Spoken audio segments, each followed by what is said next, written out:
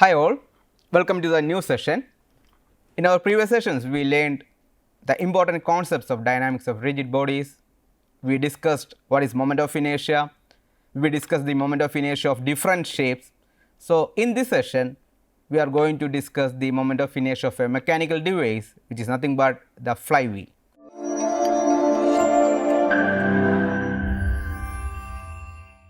So, in this portion, we need to derive the equation of moment of inertia of the flywheel.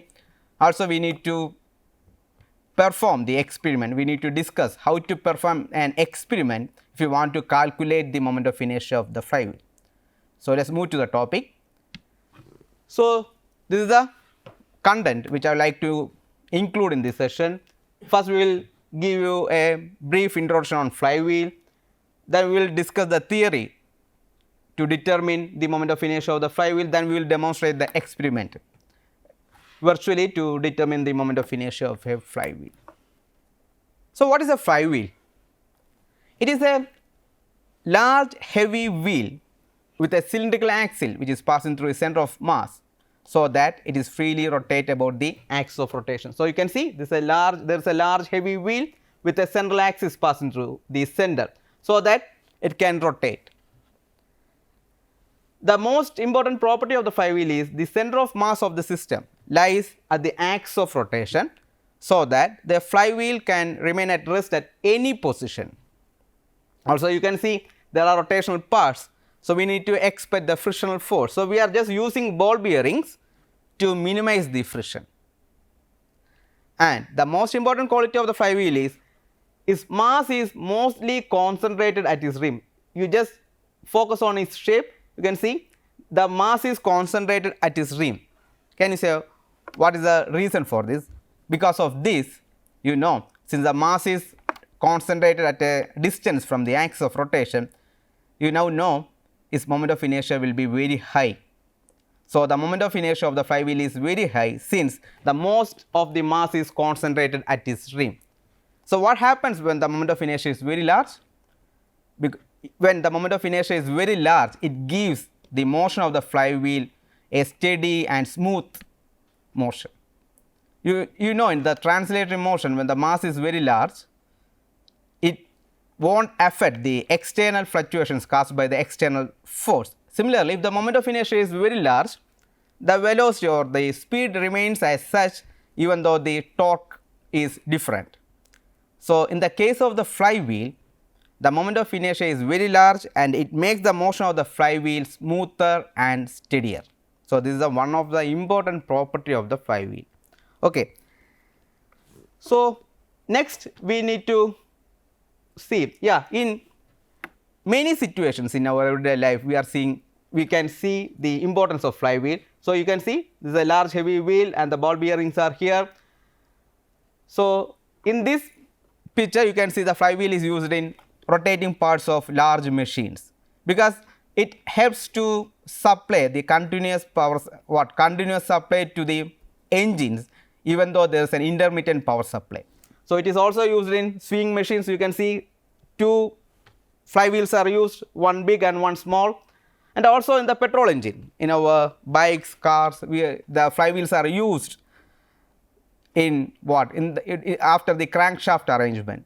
So, the flywheel will give or will supply the continuous power to the wheel even though there is a discontinuous supply from the cylinder during the compression stroke. So, in this way the flywheels are used in many situations in our everyday life. So, there is the importance of flywheel to discuss in this syllabus. So, this is an experimental setup to determine the moment of inertia of the flywheel. So, now we are just going to derive what is the equation of moment of inertia of a flywheel, or how we can calculate the moment of inertia of flywheel. To find the moment of inertia of a flywheel, we need to We need to place the flywheel at a particular height. You can see a flywheel here, there is a cord, there is a weight hanger, there is a meter scale. So, for determining the moment of inertia of a flywheel, for starting the experiment, you need to place the flywheel at a certain height above the ground. Okay. So, you need to take a cord or a small pin. A pin is attached at the axle. You need to take a cord So, one end of the cord is slipped onto the peg, a weight hanger is attached at the other end. So, before starting the experiment, you should be more careful that the cord or the length of the cord should be so adjusted that the weight hanger just touches the ground. Here you can see some 8 centimeter is wrong. You just place the weight hanger in such a way that it just touches the ground. If suppose this is the floor, you need to place the weight hanger in this position. So, in this way you need to adjust the length of the cord. Okay. So, this is the initial arrangement. So, you can see a marking on the flywheel to count the number of rotation. So, for that, for starting the experiment, we just place the flywheel at a certain height. We took a cord and one end of the cord is slipped onto the peg and a weight hanger is attached at the other end, and the length of the cord is so adjusted that it just touches the ground. Now, just release the flywheel. Do not push it, just release the flywheel. So, you will see what, and before that we need to rotate the flywheel backwards. Okay, we need to rotate the flywheel backwards so that the cord will wound over the axle. You can see if you rotate the flywheel backwards, the cord will wound over the axle without overlapping. That is also very important. You need to see that the cord is wound evenly over the axle. So, for that you just give a definite number of rotation backwards. Suppose you can see here 4 rotations are there. So, 4 times it wound over the axle, so that the weight hanger raised to a height h. Let it be a h. So, at the initial position the weight hanger is just touches the ground, is at a position when it just touches the ground. So, when the flywheel rotates backward, the weight hanger raised to a height h, so that it gains some potential energy, you know. So, when it raises to a height h, it gains some potential energy, you know the expression, it is nothing but mgh. So, this is the arrangement. So, at this position the weight hanger is at a height h above the ground. Now, you need to release the flywheel. So, what will happen? If you release the flywheel, the mass m falls under gravity. If you release the flywheel, the mass m falls under gravity, so that the cord unwound. So, the cord begins to unwound and the flywheel rotates. So, when the mass is falling under the gravity, the potential energy gained by the mass, or the mass lost its potential energy, and the flywheel gains some kinetic energy. Okay?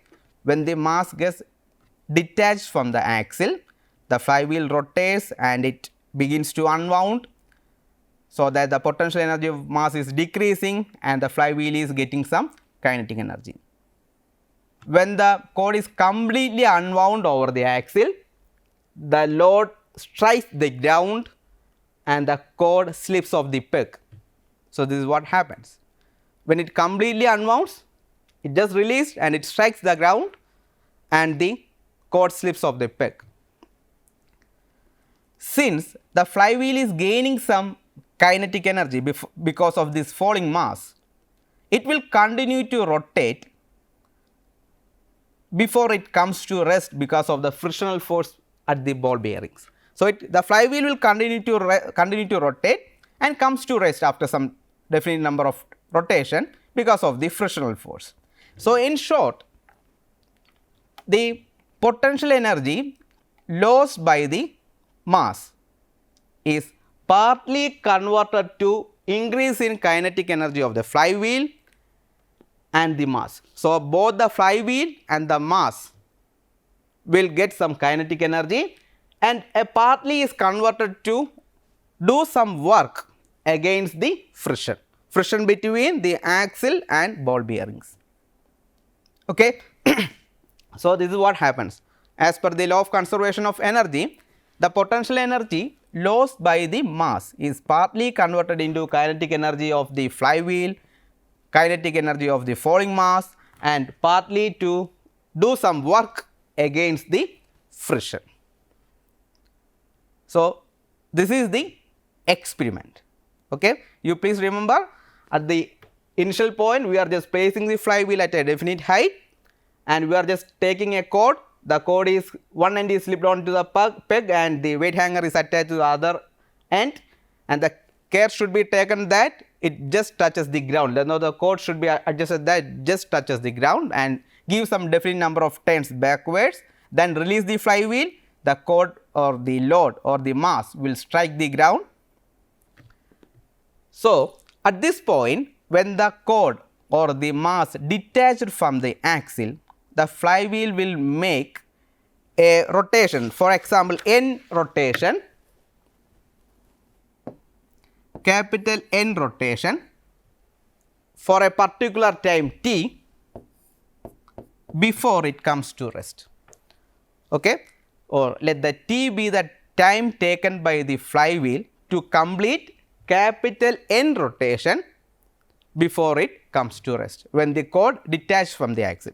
So, at first you are giving some number of turns, it is small n. This n represents, it is the number of rotation made by the flywheel after the cord detached from the axle. So, that is very important in a time t. So, as per the law of conservation of energy, we can write decrease in potential energy of the mass equal to increase in kinetic energy of the flywheel and the mass plus work done against the friction. Mathematically, we can write the potential energy gained by the mass, if it rises to a height h above the ground, it is mg8. It is converted to first one, what? Decrease in potential energy of the flywheel. So, rotational kinetic energy, sorry, increase in kinetic energy of the flywheel, it is rotational kinetic energy half I omega square plus increase in kinetic energy of the mass. It is in the translatory motion. When the mass falls down under the gravity, it will have some kinetic energy and it is given by half mv square, half mv square. And partly to do some work against the friction, we are just assuming that let small w be the work done against the friction per rotation of the flywheel. Let small w be the work done against the friction per rotation or in a single rotation of the flywheel. So, if it makes small n rotation, so in the initial stage it is making small n rotation, then the work done to overcome n rotation is given by, it is nw. Okay. So, this is the equation. The potential energy lost by the mass is partly converted to kinetic energy of the flywheel, kinetic energy of the falling mass, and work to overcome the frictional force. Here n stands for this n, because in the initial stage the number of rotation which is going to make by the flywheel is n, because it needs to unwound completely, right. So, it has to make small n rotation. For that it has to do nw work to overcome the frictional force. Here you know I is the moment of inertia of the flywheel, omega be the angular velocity of the flywheel, and v is the velocity of the falling mass, w is the work done against the friction per rotation. So, now what happens? The mass gets detached from the axle and the flywheel makes capital N rotations. So, for making capital N rotation, the rotational kinetic energy of the flywheel, it is half I omega square. It must be equal to the work done to overcome the frictional force for this capital N rotation. It is given by nw. So, half I omega square equal to nw. This is the second case when the mass gets detached from the axle.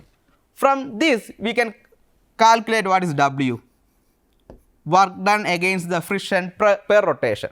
Half I omega square equal to nw, or w equal to what? I omega square by 2n. I omega square by 2n. So that we got what is the expression of the work done against the friction per rotation. Now substitute this W in this equation 1. Substitute this value of W in equation 1. So it is mgh equal to half I omega square plus half m v square plus n into I omega square by 2n. N into I omega square by 2n. So you can take 2 LCM. So 2 mgh equal to I omega square plus m v square plus it is I 2n I omega square by 2n. 2n I omega square by 2n. From here just take 2 mgh minus m v square and take what? 2 to cancel out, I omega square outside, and it will give you I omega square into, so here small n is also here, so I omega square into 1 plus small n by capital N. 1 plus small n by capital N. So 2 mgh minus mv square equal to I omega square into 1 plus small n by capital N. Here you know what is V? V equal to R omega. V equal to R omega. Just substitute V equal to R omega in this equation. So that we will get 2 mgh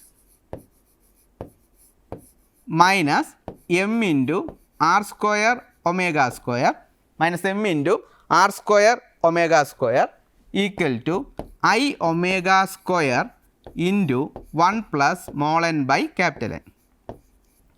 Here we need to substitute omega. You please understand, when the flywheel rotates, it rotates with an angular velocity omega, but when it stops or it after making n rotation, it comes to rest, so that the angular velocity is 0. So the average angular velocity is nothing but it is omega plus 0 by 2, right, which is omega by 2, omega by 2.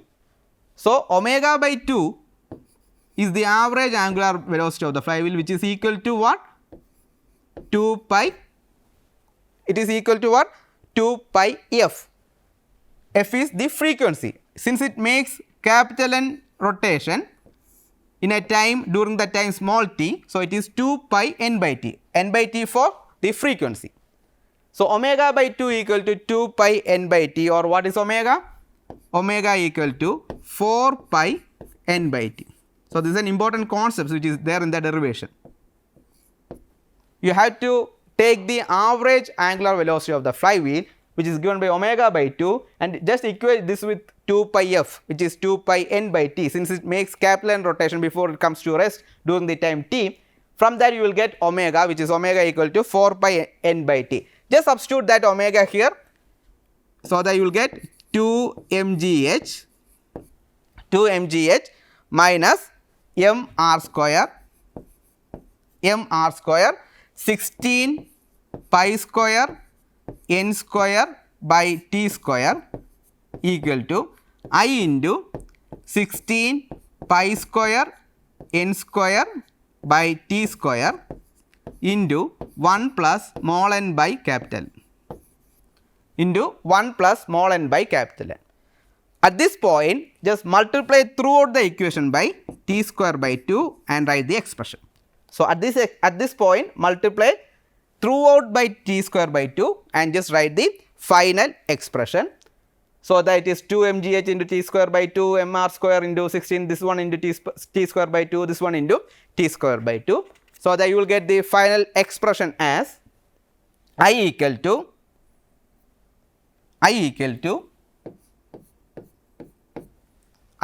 just check whether you are getting the final expression after multiplying t square by 2. It is equal to mgh t square minus mr square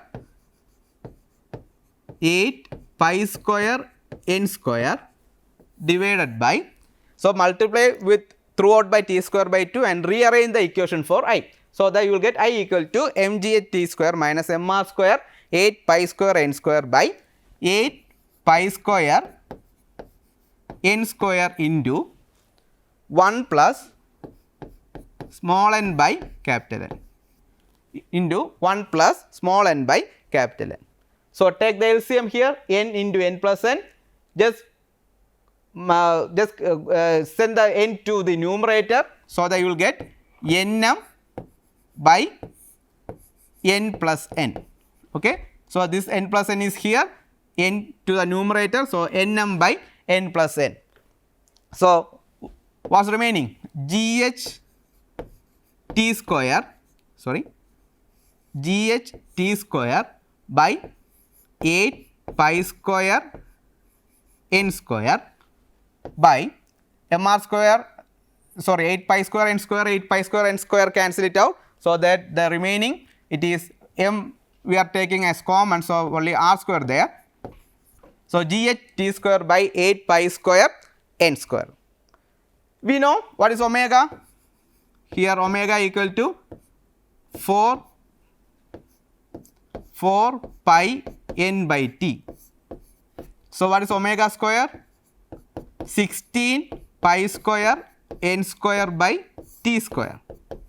So here we have 8 pi square n square by t square. So multiply 2 on both sides, in the numerator and the denominator, so that it will become 16 pi square n square by t square, which is nothing but omega square. So the final expression will get I equal to nm by n plus n into 2 into gh by omega square, nm by n plus n into 2 gh by omega square minus r square.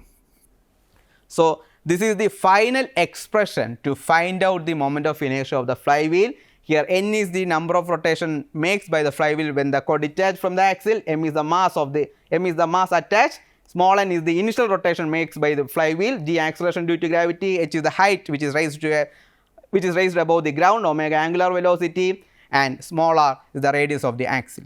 Okay. So in this way we can calculate the moment of inertia of the flywheel. Please go through all the derivations very carefully and write to yourself and just derive the expression completely. So with this I am just concluding this session. In the next session we will see how to do the experiment to find out the moment of inertia of the flywheel. Thank you. Bye for now.